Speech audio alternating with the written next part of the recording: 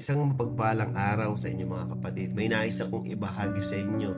Ito'y patungkol sa pananampalataya ng mga taong merong karamdaman, merong sakit na halos wala nang ibang makapagpapagaling sa kanila. Tanging milagro lang ang kailangan nila. At naandito, meron akong ibabahagi sa inyo kung kayo itong nakararanas ngayon ng sakit at karamdaman at tila ba nawawalan kayo ng pag-asa na kayo ay gagaling pa, maaaring ang talatang ito ang makakatulong sa inyo. Amen? Yun po.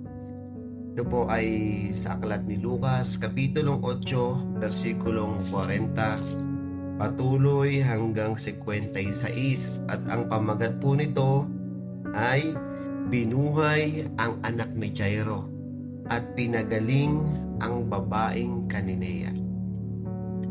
Pagbalik ni Jesus, masaya siyang tinanggap ng mga tao sapagkat siya'y hinihintay nila. Dumating noon ang isang lalaking nagngangalang Jairo, isang tagapamahala ng sinagoga. Nagpatira pa ito at nakiusap kay Jesus na sumama sa kanyang bahay sapagkat ang kaisa-isa niyang anak na babae na maglalabing 2 taong gulang na ay naghihingalo. Habang naglalakad si Jesus papunta sa bahay ni Jairo, sinisiksik siya ng mga tao. Kabilang sa mga ito, ang isang babaeng 12 taon nang dinudugo at hindi mapagaling ninuman. Naubos na ang kanyang kabuhayan sa mga manggagamot. Lumapit siya sa likuran ni Jesus at hinawakan ang laylayan ng damit nito. Nooy di tumigil ang kanyang pagdurugo. Nagtanong si Jesus, "Sino ang humawak sa damit ko?" Nang walang umamin, sinabi ni Pedro, "Panginoon, napapaligiran po kayo at sinisiksik ng mga tao." Ngunit sinabi ni Jesus, "May humawak sa damit ko. Naramdaman kong may kapangyarihang lumabas sa akin." Nang malaman ng babae na hindi pala malilihim ang kanyang ginawa, siya'y nanginginig na lumapit at nagpatira pa sa paanan ni Jesus.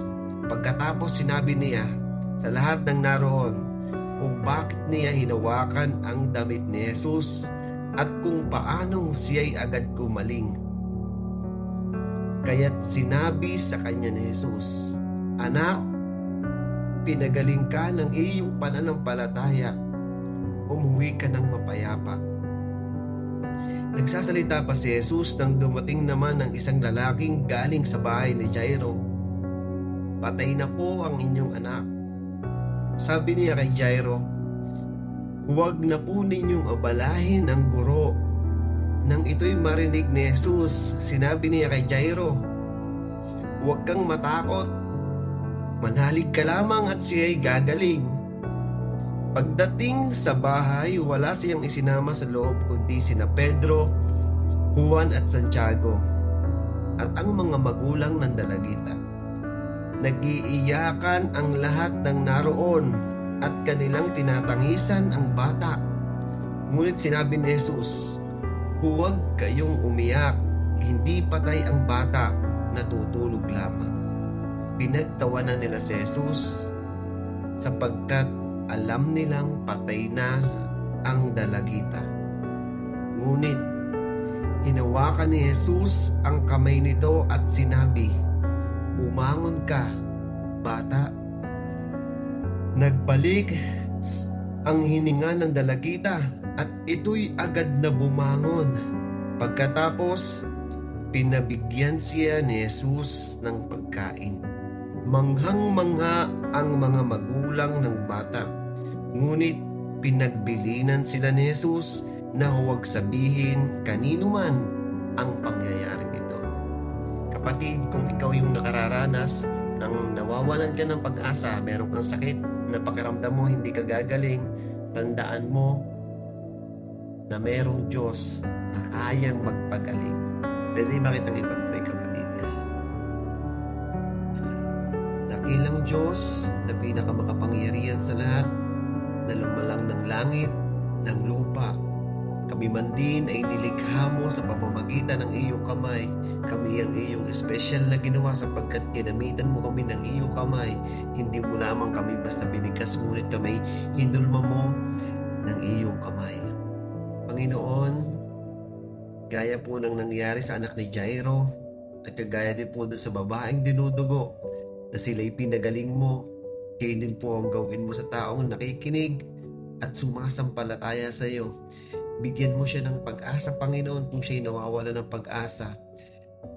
At iparanas mo sa kanya na merong Diyos na siyang manggagamot, na merong Diyos na kayang magbigay ng kalakasan sa mga taong nawawala nito, na merong Diyos na matatawagan at masasandalan.